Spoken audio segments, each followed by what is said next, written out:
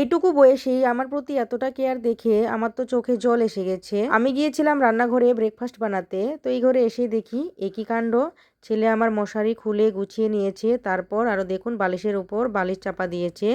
তারপর বললাম, বাবা এগুলো কেন করছো? তখন ছেলে আমার বলে, মা আমি তোমার হেল্প করে দিচ্ছি। এই কথাটা শুনে আমার যে মনটা এতটা ভরে গিয়েছিল, তাই এই স্পেশাল মোমেন্টটা আমি একদমই মিস করলাম না, ভিডিওর মাধ্যমে ক্যাপচার করে রাখলাম। তো প্রথমে ইন্ট্রোটা দিয়ে নিচ্ছি। তো হ্যালো এভরিওয়ান, আপনারা সবাই কেমন আছেন? আমি তো ভালোই আছি। তো এই যে দেখুন রান্নাঘরে চলে এসেছি, এখন বাজে 11:30 নাগাদ, আর আমি কিন্তু ভাত বসিয়ে দিয়েছি। ভাতটা বসিয়েছি রাইস কুকারে, আর প্রেসার কুকারে ডাল বসিয়েছি। তো দুদিকে কিন্তু দুটো কাজ হচ্ছে। আর এদিকে সকালবেলা আমি কয়েকটা কাপড় ভিজিয়েছিলাম। এই কাপড় চোপড় বলতে ছেলেরই কাপড় চোপড়, রোজ তো ধুতেই হয়, তো ভালো করে পরিষ্কার করে রোদ্রে দিয়ে আসলাম। আর এদিকে দেখুন ডালটাও সেদ্ধ হয়ে গেছে, ফোড়ন দিয়ে নিলাম।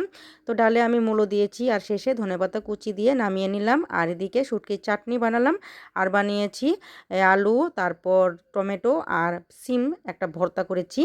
তারপর রান্নাবান্না কিন্তু আমার একদম কমপ্লিট। এবার কতগুলো বাসন বের হয়েছিল, বাসনগুলা মেজে ঘষে চকচকে করে বাইরে দিয়েছি জল ঝরার জন্যে। তো চলুন তাহলে এবার দেখে নিই কী কী রান্না করেছি। তো দেখেই নিলেন কত সুন্দর করে রান্নাবান্না কিন্তু আমার শেষ, যদিও সিম্পল টেস্টি হয়েছিল। তারপর আর কি খাওয়া দাওয়া শেষ। তো বিকেলে একটু ভিডিও শ্যুট ছিল, তো ছেলে আমার এতটা দুষ্টুমি করছিল, তো দাদাকে ভিডিও শ্যুট করতে দিলই না।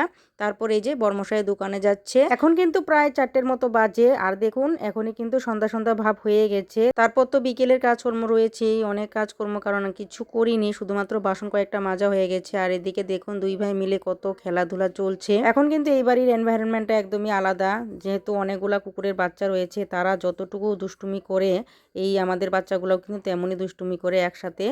আর ভালো লাগে আর কি, সময়টা কিভাবে কেটে যায় টেরই পাওয়া যায় না। তো দেখতেই পাচ্ছেন কুকুর ছানাগুলো কত সুন্দর করে খেলা করছে। আচ্ছা বন্ধুরা, আপনারা কে কোথায় থেকে এই ভিডিওটি দেখছেন অবশ্যই কিন্তু কমেন্ট করে জানাবেন। আর সত্যি কথা বলতে আপনাদের এই ভিডিওগুলা কেমন লাগে, ভালো লাগে না খারাপ লাগে, এটা যদি আমি জানতে পারি আমার আরও বিশেষ ভালো লাগবে। আর আমি আরও চেষ্টা করব ভালো ভালো ভিডিও আপনাদের সামনে প্রেজেন্ট করতে। পারবি, চেষ্টা করলে সব হয়, পারবি।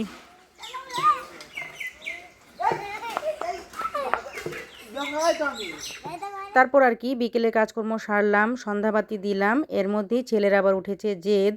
ছেলে বলছে, মা মোমো খাবো, তারপর ফুচকা খাবো। তো বর্মশাই আবার তখনই ছেলের জন্য ফুচকা এনে দিল।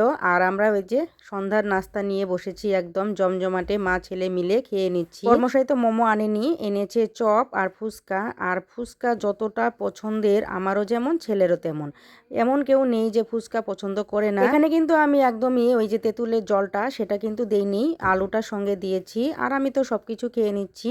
চপটা তো বিশেষ খুবই টেস্টি হয়েছিল। তো বন্ধুরা আজকের মতো রাখছি, আগামীকাল নতুন একটা ব্লগ নিয়ে আসবো। টাটা।